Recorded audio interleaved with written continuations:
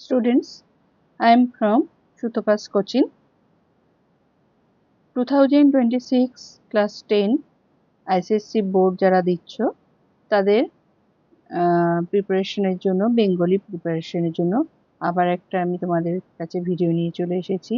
এখানে দেখো বড় শব্দটি কোথায় কোন অর্থে প্রযুক্ত হয়েছে তা লেখো। তো এই ব্যাপারে আজকে তোমাদের বোঝাবো। ক হলো তিনি বড় লোক। এখানে বড় লোক, বড় বলতে কি বোঝানো হয়েছে?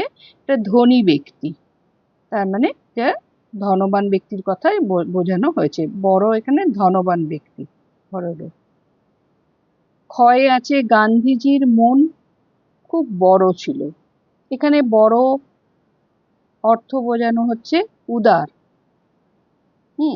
তাহলে এখানে গান্ধীজির মন খুব উদার ছিল, এটা বলবে। গয়ে আছে কি বড় চুল আমার ভালো লাগে না। এখানে বড় বলতে কি বোঝানো হচ্ছে? বড় হলো লম্বা, মানে দীর্ঘ, আয়তনে দীর্ঘ বা লম্বা চুল আমার ভালো লাগে না। লম্বা এখানে লিখতে পারো। আর ঘ আছে ছোট মুখে বড় কথা বলো না।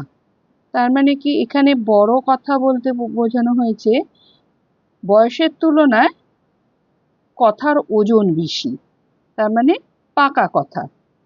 বড় কথা বলতে পাকামি, পাকা বাচ্চারা যেরকম পাকা পাকা কথা বলে সেরকম পাকা কথা বলো না।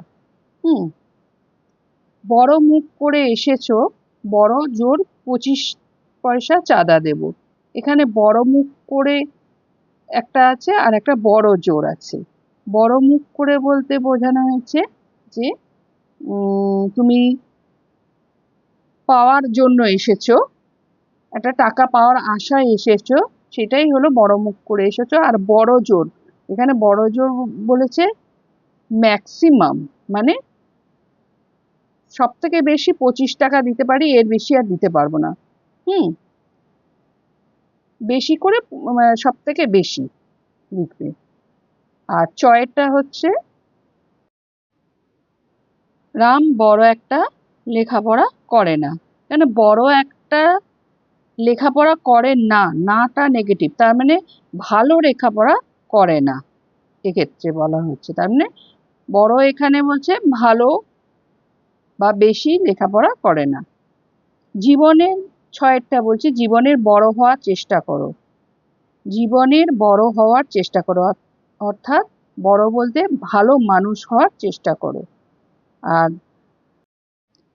ছয়েরটা হচ্ছে চোরের মায়ের বড় গলা। চোরের মায়ের বড় গলা অর্থাৎ বড় গলা বলতে আস্ফালন করা।